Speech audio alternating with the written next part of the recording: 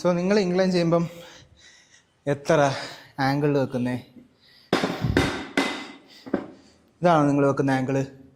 So ഇപ്പം നിങ്ങൾ ഈ ആംഗിളിലാണ് നിങ്ങളുടെ ഇൻക്ലൈൻ ബെഞ്ച് പ്രസ് സെറ്റ് ചെയ്യുന്നുണ്ടെങ്കിൽ ഇത് നിങ്ങളുടെ ചെസ്റ്റ് മാത്രമല്ല ഷോൾഡറും എൻഗേജ് ആക്കും.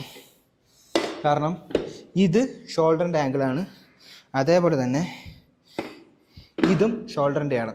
ഇപ്പം ഞാൻ ഇൻക്ലൈൻ ചെയ്യുമ്പം എനിക്ക് മാക്സിമം ചെസ്റ്റാണ് കൊടുക്കേണ്ടതെന്നുണ്ടെങ്കിൽ ഞാൻ ഈ ഒരു ആംഗിളിലാണ് സെറ്റ് ചെയ്യണേ, അല്ലെങ്കിൽ ഇതിനേക്കാളും കുറച്ചും കൂടി താഴെ ഈ ഒരു ആംഗിൾ. ഈ രണ്ട് ആംഗിളിലായിരിക്കും ഞാൻ ഇൻക്ലൈൻ ചെയ്യുന്നത്. കാരണം എനിക്ക് അപ്പർ ചെസ്റ്റ് നല്ല രീതിയിൽ കോൺസെൻട്രേറ്റ് ഞാൻ ചെയ്യാറുണ്ട്. കാരണം ആ ഒരു ഷേപ്പ് കിട്ടുന്നത്, റൗണ്ട് ഷേപ്പ് എനിക്ക് വന്നത് അപ്പർ ചെസ്റ്റ് ചെയ്ത് കോൺസെൻട്രേറ്റ് ചെയ്തപ്പോഴാണ്. സോ ഇപ്പം ഞാൻ ചെയ്യാൻ പോകുന്നത് ഇൻക്ലൈൻ 2 സെറ്റ്.